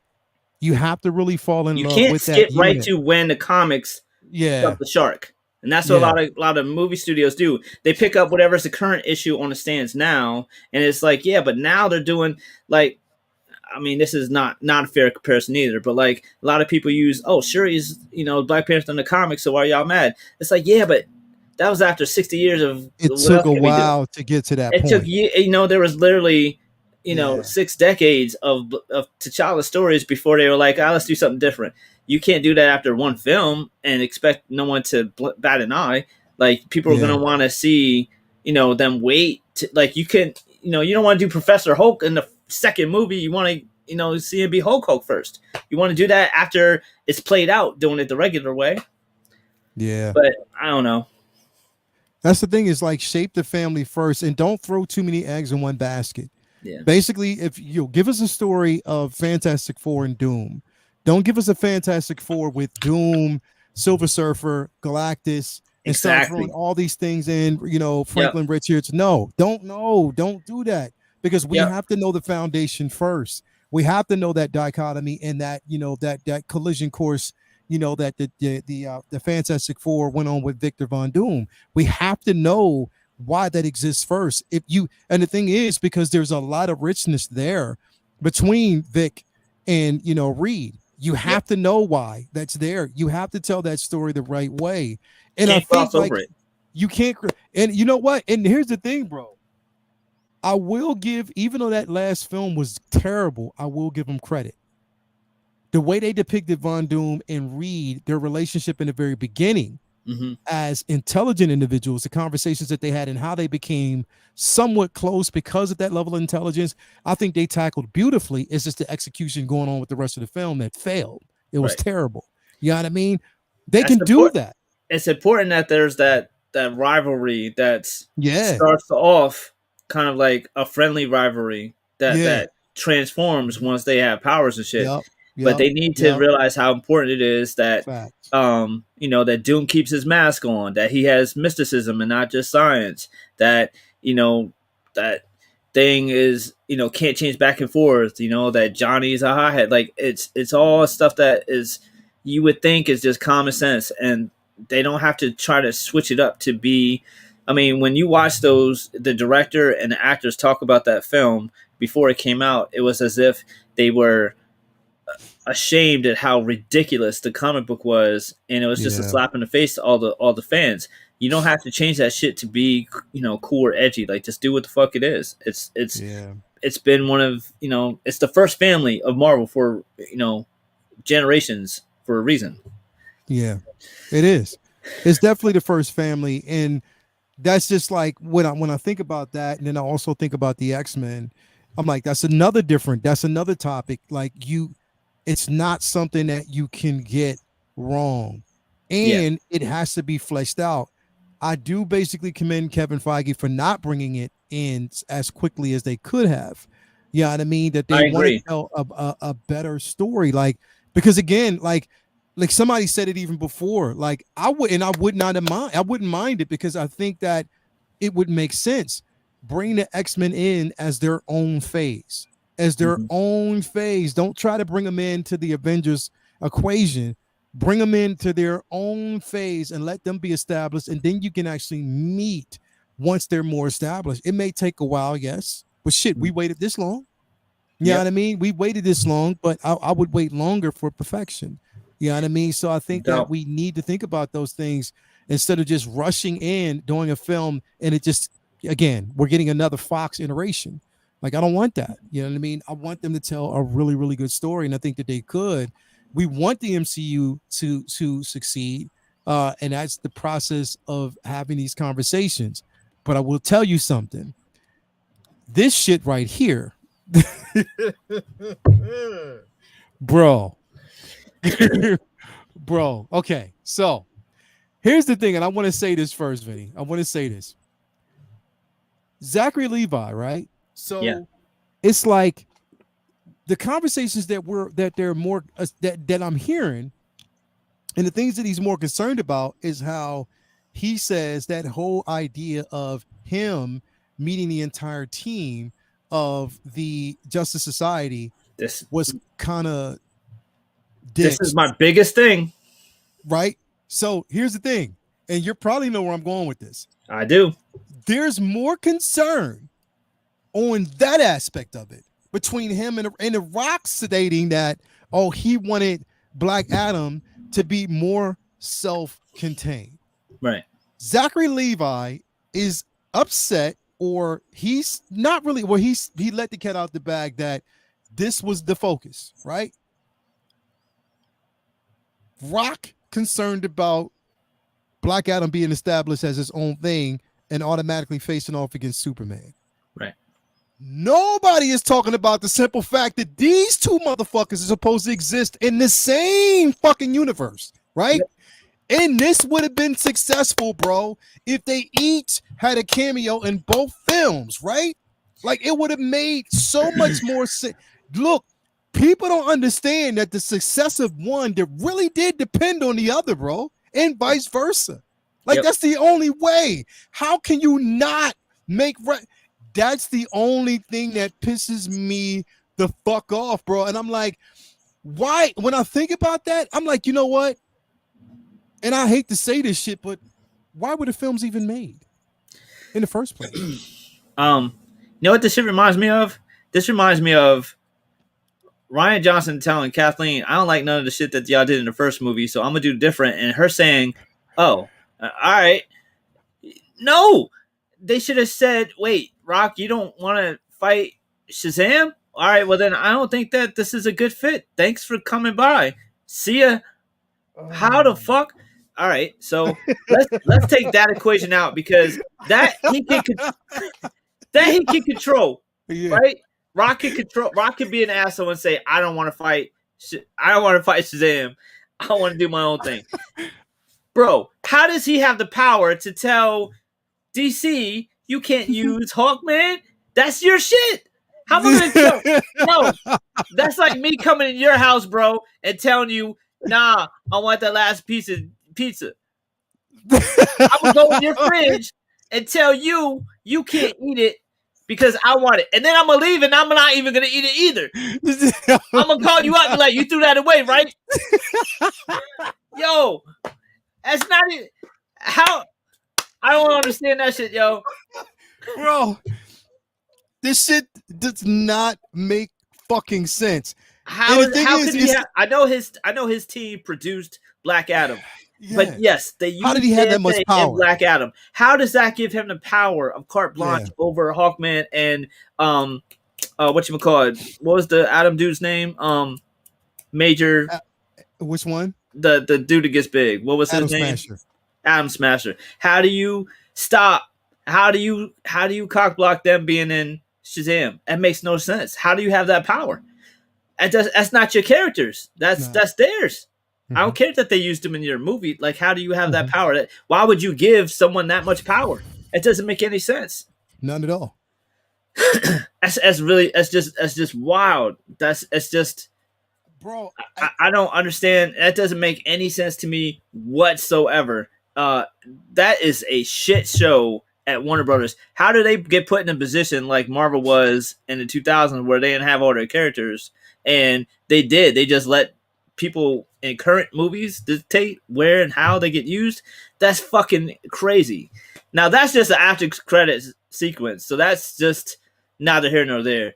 The crux of the matter is, yes, you let this motherfucker come in there and tell you who he's going to fight, what he's going to do, like he was a wrestler in a wrestling company telling you who he's going to job to or not. That's bonkers. And shut your mouth. That's bonkers, bro.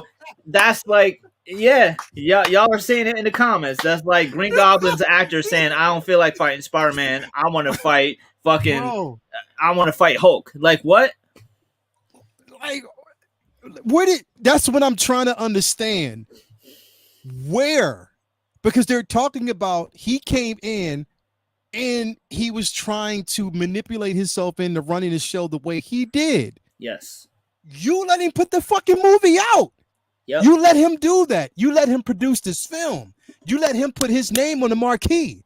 Yep. You let him basically promote the film, the lackluster that was done. Bro. So James Gunn publicly stated that he had been writing the script for Superman 6 months. 6 months before he was announced as the CEO, co-CEO of the DC Studios, right? So Zaslav allowed this film to drop, right? Allowed Rock to introduce or fight to have Superman as a cameo in the film, right? Didn't get ahead of the whole conversation. Let Henry Cavill's publicist say, "Oh yeah, it's okay. I booked you a show on Good Morning America because of The Rock, and you're going to go on and tell everybody that you're back as Superman." Now, James Gunn had to have known or had an idea of what direction he wanted to take and what what I'm writing in the script that I have, it does not include this version of Superman. It doesn't include Henry Cavill. I would have got on the fucking phone and been like, hey, yo, Zaslav, like, could you kind of like make sure that people understand before I come in that, okay, this is just not where I'm going with. No, you let this motherfucker make, bro, how the fuck could you allow, again, nothing against The Rock. I smell what you're cooking, bro. But in this instant, it's like, yo, how was he able to maneuver his way into DC Studios and wreck shop the way he did, make the calls, take out those cameos that could have really been, it could have been leverage on box office draws. It could have been one of those situations where people would have gone to see the films because they know, oh, this is coming. This is what we wanted to see so far. Bro, we are not getting that anymore at all. What the fuck is that? You let We're the not dude getting that destroy anymore. 2 franchises. Yeah, literally, bro. Literally, two but here's what's franchises are interesting. destroyed, bro. Here's what's interesting. James Gunn was working on this for before he got the top spot, which tells me, is it possible that he was working on a version where Black Adam made $1 billion and a version where Black Adam didn't make $1 billion? So maybe Black Adam versus Superman would have happened in his Superman movie if Black Adam was a hit. And then as soon as it flopped, oh, we're going another way. We're giving it a Cavill. We're going to do a younger Superman. Like, yeah, once they see those numbers rolling. I think that they were playing with fire and they got burnt because they figured all the bullshit that comes with The Rock's ego tripping and power would have paid off if it paid off. But when it didn't, they dipped out. And that's crazy because this isn't just like he was Martian Manhunter or something where they could just pick another person to be Martian Manhunter. His role tied in with the importance of a franchise that they had already started and was successful. Shazam, the first movie, made money and was good enough to get a sequel. And you had the two, like, it doesn't even make sense. And I hear so much craziness, like people saying, oh, well, like, there's no reason, like, unless you're a comic book nerd, you didn't know they had anything to do with each other in the first place. It's like, yo, my man says Shazam to turn into Black Adam. What the fuck? Exactly, bro. Exactly. Why would you let somebody he didn't say fucking Black Adam. He said Shazam. So what he I didn't don't say understand Adam. He said for me, fucking it Shazam. made sense to not fight Black Adam immediately because he wasn't Shazam, wasn't the comics. He was a child, like mind state as Shazam. So he had to get better, which in Shazam's film, we see he is like, he's more powerful. He's more stronger. He's a better fighter in the second one. By the third film, yeah, a confrontation might have been feasible because, he got better control of his powers and whatnot. But to cast someone who you knew had no intention of interacting, let alone starring with this motherfucker, is insanity. What? Bro? It is. And the thing is, bro, okay, so I went and I watched, me and Toya watched Shazam. Now, I'm not going to lie. I enjoyed it, but we did somewhat kind of fall asleep on certain parts because it did get slow. So we were falling asleep a little bit. But every time I watch, and that, bro, the fucking horse and the rainbow scene, that shit was funny. Taste the rainbow, mother. But that shit was funny. The art theater was bugging. Yeah, that shit was funny as hell, bro. But I couldn't help but sit back and think, like, the opportunity that was completely missed, bro. I could not. I was sitting back there watching, even like, bro, like, as much as I thought the film was okay, and it was, I mean, I enjoyed it for what it was, but that Wonder Woman scene was a throwaway scene. It didn't even need to happen. Right. It did not need to fucking happen. I understand where they were going, but it did not need to happen. She didn't even need to be there, bro. Honestly, she didn't. And you mean to tell me she comes in at the very end of the fucking film when all that shit is happening? You know where they are now. Like, come on, man. Like, it just, that portion of it just didn't make sense to me. But I could not help to think about, like, yo, the opportunity was so missed to have the proper villain in this film. I'm not like, bro, like, it just. It's really insane. It's like, imagine if Marvel hired somebody to play Doctor Doom and gave them the opportunity to do a Doom movie first. Bro. And then that actor said, wait, I ain't trying to fight Fantastic Four. Why would I fight them? I want to fight the Avengers. Fuck the Fantastic Four. That's not big enough. What? Yeah. Yeah, bro. Like real quick, we got a $5 super chat by Skillmonger. I think only a handful of villains can hold their own. Studios got to stop with the villains only films. Unless you do it right. And the thing is, the Black Adam film, the way it was portrayed, I enjoyed the film. I enjoyed the film. I hated that dude. I hated the little kid on the skateboard. That's the only thing I could not stand was except for that little bastard. Yeah, he had to go. I was like, yo, that was you put too much emphasis, and he got more screen time than Black Adam. Like he literally did. But bro, like what I don't basically understand, and I mean it can work, and it could have worked if you made references. They didn't even have the wizard in the film, bro. Like they didn't have the wizard in the film at all. You showed us a montage, but it wasn't something that really made sense. It wasn't something that we could connect the dots. Shazam would have been the perfect opportunity if we would even. I would have much rather had the post-credit scene be him, bro. Right. Be Shazam. You know what I mean? It would have made more sense if that was the favor that was phoned in. You know, and it would have made more sense because of what we've seen at the end of Shazam. Not to give it away for people who haven't seen it, I won't say too much about it, but what we've seen was really imperative. Like it was something that could have tied in if it was done the right way. As if to say that what we got from Shazam was a prequel before we seen, you know, Black Adam. That would have made more sense if they would have did that.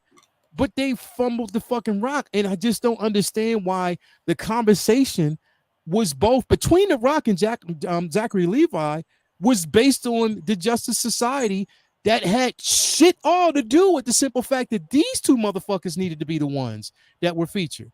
I don't care about the Justice Society at this point, bro. I don't. I really don't. I really don't.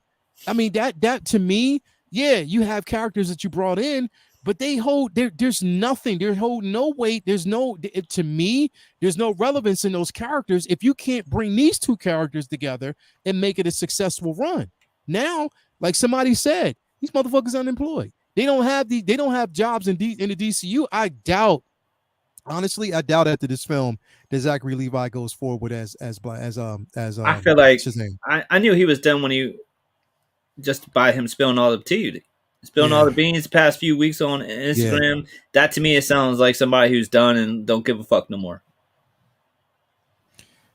I don't think if he, I think it's clear that like, same with Black Adam, the DC was looking at the numbers for Shazam, and if it made bank, then he's safe. If not, then he's screwed. And Zachary Levi is like, he's no dummy. He sees that this movie isn't doing very well, so he's hearing all this shit being said about what has happened, and he's like, all right, let me clear this shit up.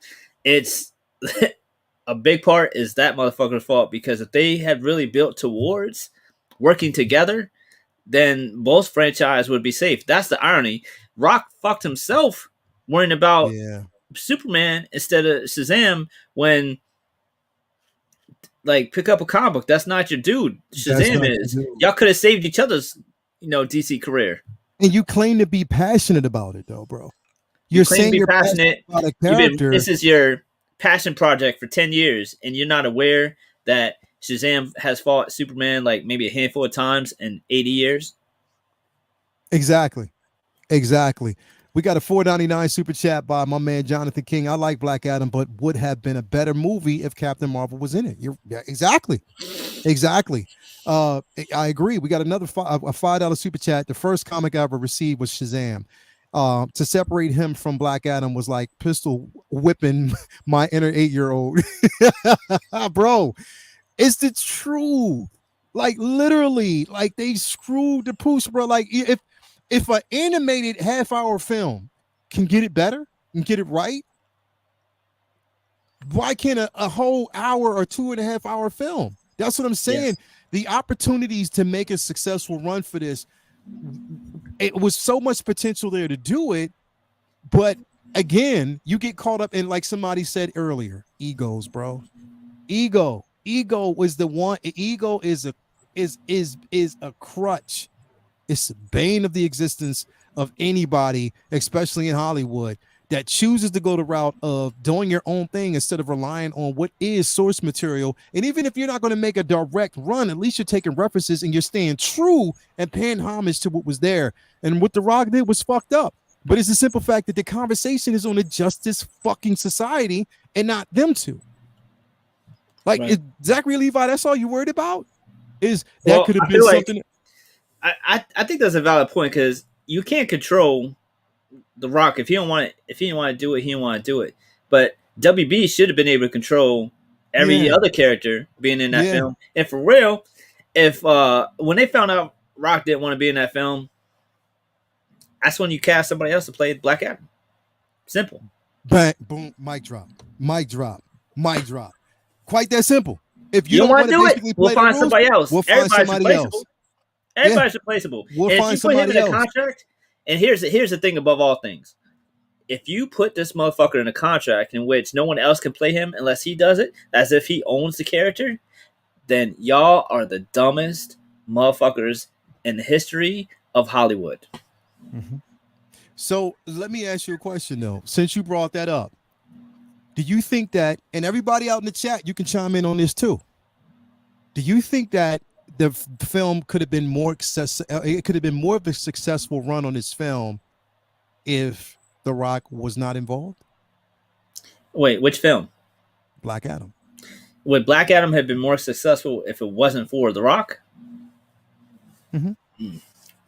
Do you think that basically if they chose to go a totally different route, and again, because they were relying on the celebrity that is The Rock Johnson himself, Dwayne Johnson, as The Rock, they were relying on that.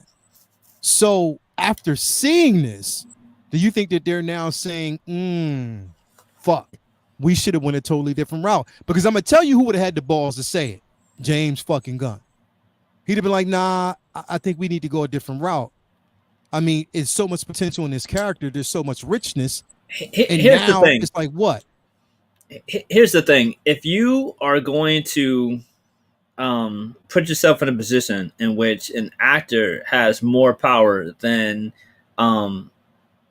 the studio, then I don't care if it made $5 billion, he wasn't the right choice. Because I own my own business. If one of my employees somehow was telling me what to do, then I'd be wondering why I'm listening to him. Mm-hmm. Facts. What are you doing? Why is he telling Warner Brothers what to do? That doesn't make any sense. You're an actor. Now, don't get me wrong. You're The Rock, and you've made, you've been the biggest action star in the past decade, and great for you. But that doesn't give you can't give anybody carte blanche. Like, it's insane. You're supposed to have these conversations with your star when you sign them, and then there's certain things that they want, and you hear them out.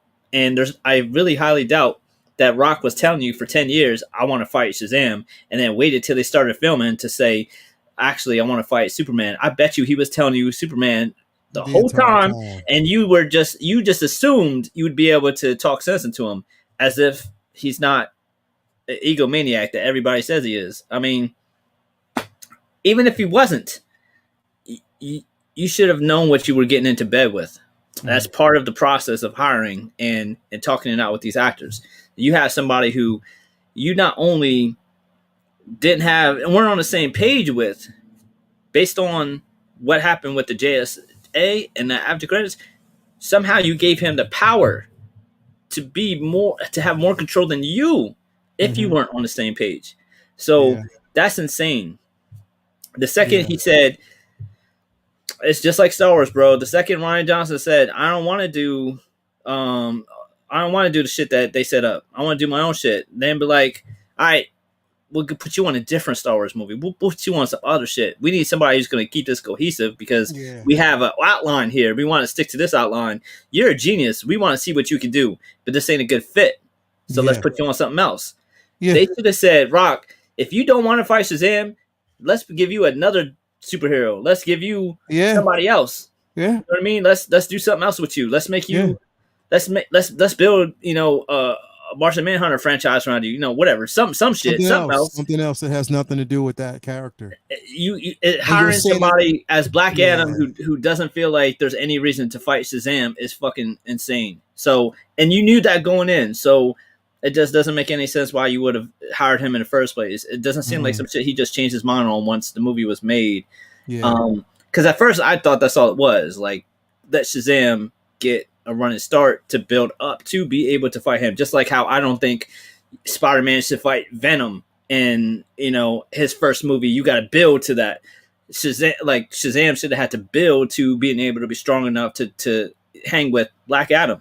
So building towards it was cool. I didn't have any problem with Black Adam not being mentioned in Shazam and Shazam not even being mentioned in Black Adam. Build towards that fight. Yeah. But they knew that Rock had no intention of that, and they went forward with him anyway because they saw dollar signs. But it's stupid because how are you going to make? All right, so then you fight. Let's say Rock got what he wanted, and you got a Rock versus Superman movie. You're gonna have Superman lose to Black Adam? That don't make sense. And you're gonna have Black Adam beat, or you're gonna have The Rock lose. Then what? Then you go fight Shazam after Superman beats you? That doesn't make sense. There's no winning there. Mm-mm. So I'm not sure what was the point of all of this if you weren't on the same page from jump. Mm-hmm. It's really wild. It's very it's crazy. Very frustrating to see us wait. We've waited so long to get some of these films, and we get them, and behind the scenes, they have no idea what the fuck they are doing. Yeah. They don't. They have no idea at all. We got a $4.99 super chat by Rockamon Chris. If you want to know what's going on in the DCU, go watch the Key and Peele Gremlins 2 skit. It will explain it all.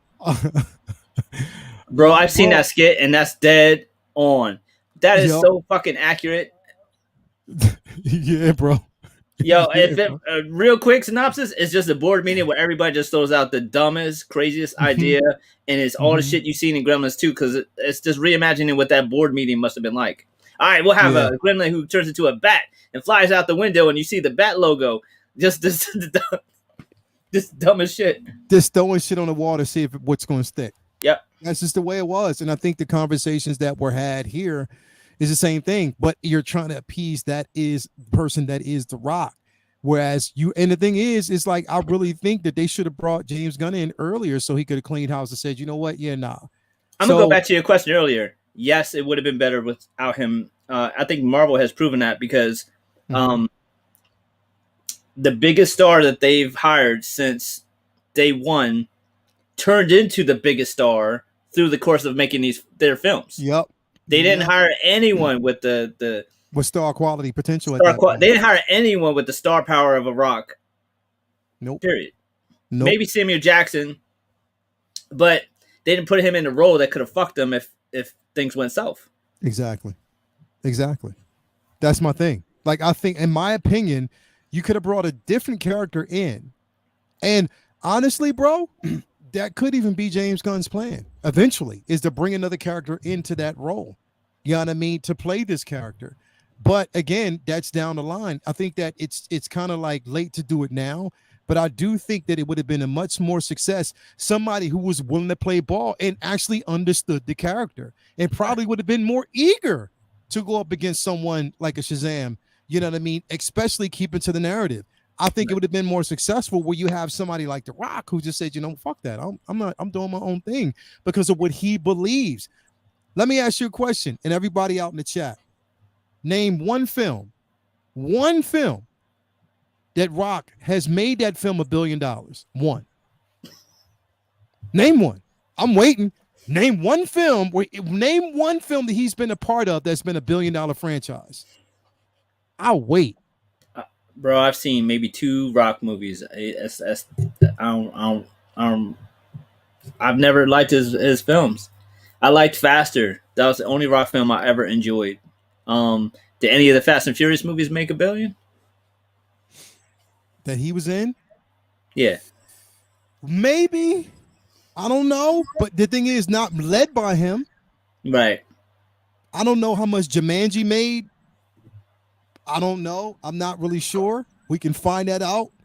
I don't know if it was $1 billion franchise, but it's far in between that he's been, yes, he's a box office draw because of who he is, but not carrying $1 billion franchise.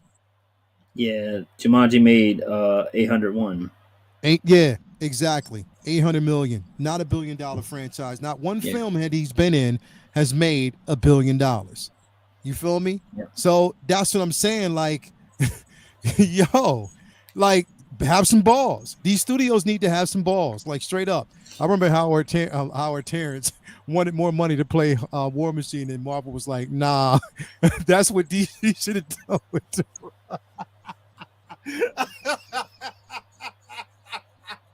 Yo, like, imagine you're like, so Rock, around what film you want to fight Shazam? Maybe the third one, maybe the fourth, build to it. And he's like, nah, I ain't trying to fight Shazam. I'm trying to fight Superman and beat him. And they'd have been like, nah, Playboy.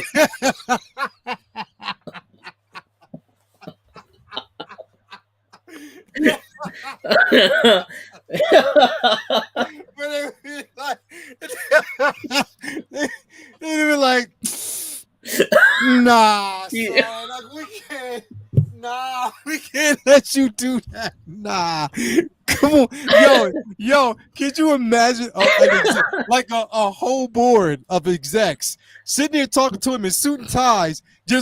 Straight up proper. Hey, Rock, we would love for you to actually have this movie. We would love to basically see you play this. You're going against the character of Shazam. You know the narrative, right? He'd be like, yeah, I know the narrative, but I want to do my own thing. I think that the Black Adam should fight Superman.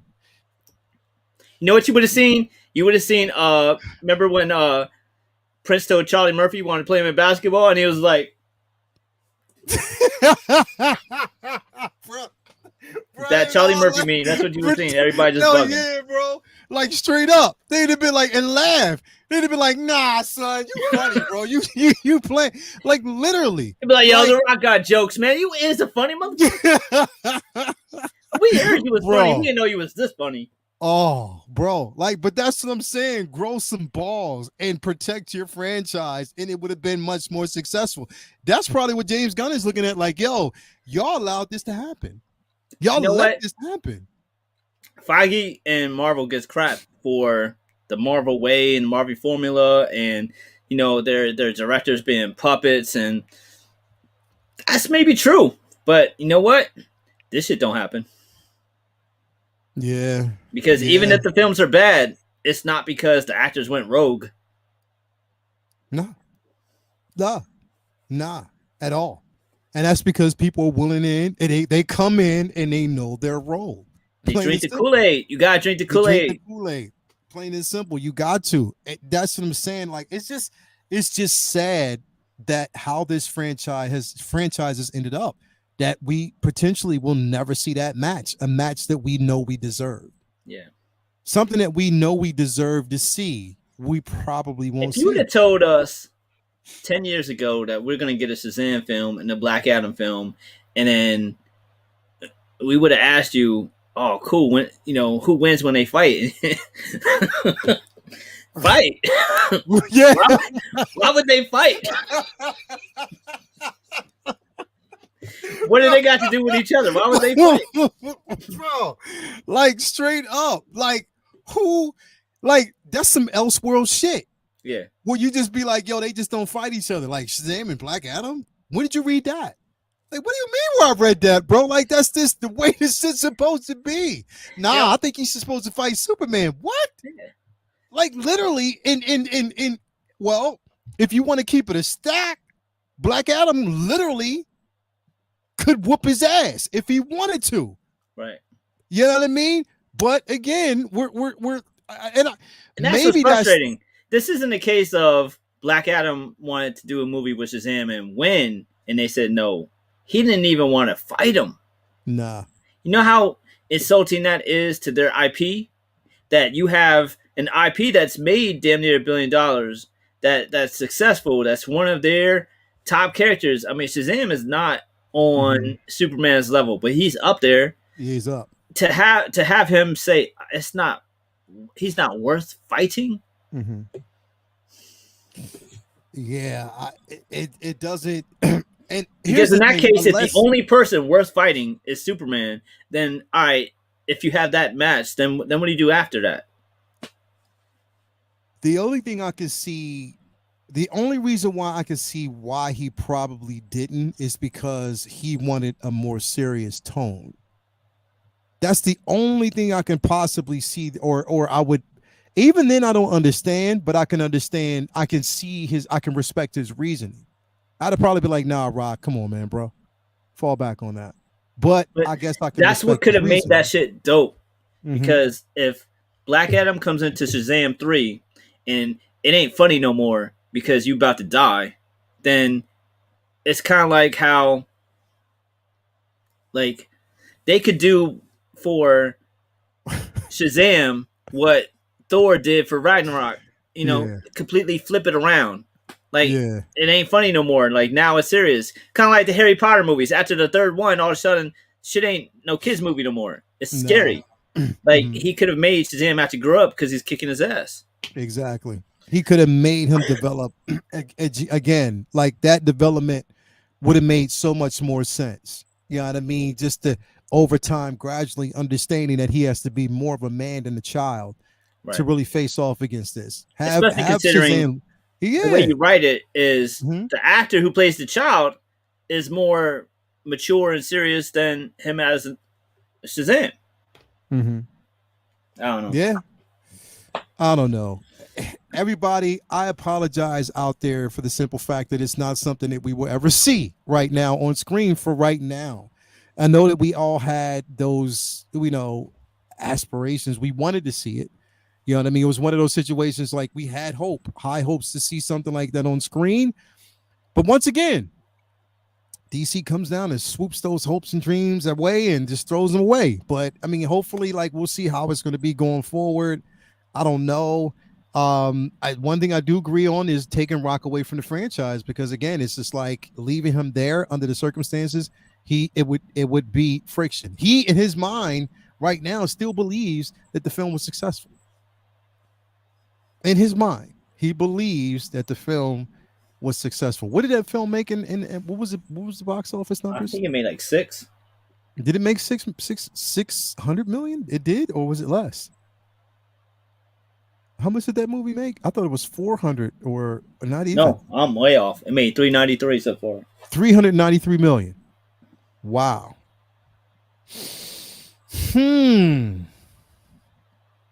Let's leave that there. Rock has never been a part of a $1 billion franchise The lead. or lead in a $1 billion franchise. Might have been one with the Fast and the Furious, but he's never been a lead of a $1 billion franchise. So there you have it. Yeah, that's crazy. Yeah, So that there you means go. they There had you to have go, practically lost money because you spend like 100 million bro. on advertising. 393 million on a 250 million budget. They didn't break even at all. Yeah. At all. At all. Wow. Yep. Still disappointed Shazam figure was never made and don't look like it will be. You know what? It could be because again, Howard Chan did say that he actually had the license to do it. We just don't know when. So it's just, I don't know. But yet, we got a Black Adam figure. Go figure. Like, Rock pushed probably for that. Oh, you going to give me that shit. Like, literally. We have a Black Adam figure, but we do not have a fucking Shazam figure. Wow, that's crazy. Anyway, who knows? Anyway, guys, thank you so much. It's been a great discussion. We held it down. It was cool. And definitely we are back in the flow. Let us know what you think about today's conversation, man. I thought it was on point. We held it down for everything. We'll be back next. Well, you know what? I probably will be back next Monday before we actually head out to Star Wars Celebration London. It'll be next Monday, so we'll probably have another show here. So tune in next week. We'll discuss whatever's actually going to be dropping next week. But yeah, I've had a blast, everybody. Thank you for being here. Vinny, what you got coming up, bro? Looking forward to talking Mando this week. We'll probably be doing a double up episode on Civilized Scoundrels on Leo's channel on Thursday. So I'm looking forward to obviously the next episode of Mando as well. That's rocking and rolling over there on Disney Plus. Looking forward to getting a bunch of more art projects done, bunch of reading catch up on, and just usual. Yeah. Catch us here back next week maybe on Comic Book Talk with Friends, and then for sure, as usual, with whatever crazy comic book news, the way things are going, is some real life drama between all these actors and celebrities all the time. So hopefully we'll have some more actual we comic stayed book away stories. from one. We stayed away from one because we stayed away from. I think that's for the best. There's a lot more info that probably needs to come out before we really touch we don't on it know on a public platform anyway. It's best to stay away from that because I didn't want to talk about it tonight because that'd have been a rabbit hole I did not want to go down. So we'll talk about that afterwards or some other time. So man. Yeah, lots of reading too. I'm catching up on Immortal Hulk, and that's been like a really fun read so far too. So I want to talk about that when I burn through that. So yeah, man. Yeah, definitely, man. Thank you for being here as always, bro. Every week. Pleasure. Everybody out there, if you haven't already, Vincent Dunn Art, and the link to his store is on his Instagram page. So definitely make sure that you check it out. Again, if you haven't become a member of the 16 Scale Man YouTube channel, make sure that you actually do. There's 16 Scale Man on YouTube, Twitter, and Instagram. Make sure you actually follow for great content each and every week. We will be back here Wednesday night for Say What Wednesday, Uncivilized Scoundrels on Thursday, and also Figure Flex Friday. So make sure you actually come through. Again, thank you for coming through tonight. We've had a blast, great conversation on, you know what it is, Comic Book Talk with Friends Monday. And until next week, peace out. Stay, classy, whatever. Read those books. Make sure you read a book. Read those comics. Visit your brick and mortars. Yeah, visit your brick and mortars. Make sure you support that. Physical media is always important. It's not all about just digital. Physical media is definitely important. So make sure you visit your brick and mortars and support that all day, every day. Anyway, peace out. Talk to you guys later on. We out.